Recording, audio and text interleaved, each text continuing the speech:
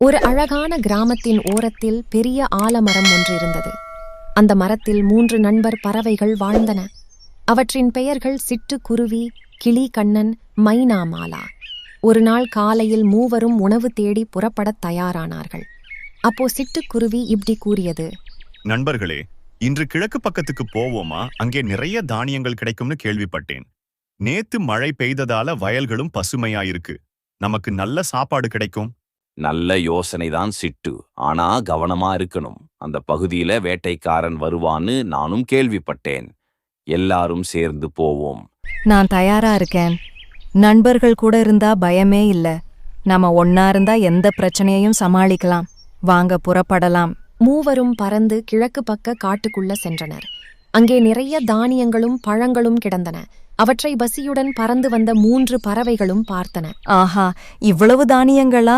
இன்று நமக்கு நல்ல விருந்து. வயிறு நிறைய சாப்பிடலாம். எவ்வளவு சந்தோஷமா இருக்கு. ஆனா சுற்றிலும் கவனிக்கணும். ஏதாவது ஆபத்து வந்தா உடனே சொல்லுங்க. நான் பார்த்துக்கிட்டே இருப்பேன். அதன் அருகே சென்று பசியோட எல்லா தானியங்களையும் பழங்களையும் சாப்பிட ஆரம்பிச்சாங்க. அப்போ வேட்டைக்கார வச்சிருந்த வலை மேலிருந்து வேகமா பறவைங்க மேல விழுந்துச்சு.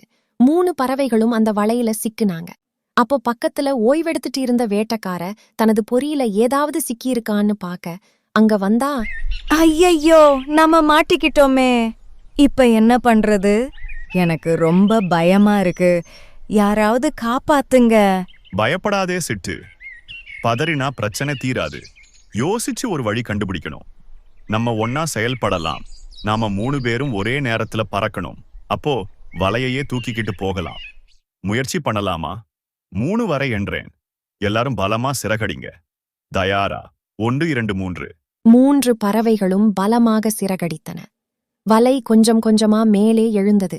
அப்போ அந்த இடத்துக்கு வந்த வேட்டைக்காரனும் அவங்க துரத்த ஆரம்பிச்சா பின்னாடியே விடாம துரத்திக்கிட்டு வந்தா. அப்போ பறவைங்க வேகமா பறக்க ஆரம்பிச்சதும் துரத்திட்டு வந்த வேட்டைக்கார கல் தடுக்கி கீழே விழுந்தா. பிறகு பறந்து வந்த 3 பேரும் தன்னோட காட்டை வந்தடைஞ்சாங்க. அப்போதான் அவங்களுக்கு நிம்மதியே வந்துச்சு. பிறகு அந்த வலைய அறக்க தன்னோட நண்பனான எலிய அழைச்சாங்க. பிறகு வலைய அறுத்ததும் எலி நண்பனுக்கு நன்றி சொன்னாங்க. அப்புறம்தான் 3 பேரும் பண்ண தப்ப உணர்ந்தாங்க. ஆனாலும் தன்னோட ஒற்றுமையாலதான் அவ்வளோ பெரிய ஆபத்துல இருந்து தப்பிச்சதை நினைச்சு சந்தோஷப்பட்டாங்க. அதுல இருந்த இன்னும் ஒற்றுமையாயிருக்க ஆரம்பிச்சாங்க.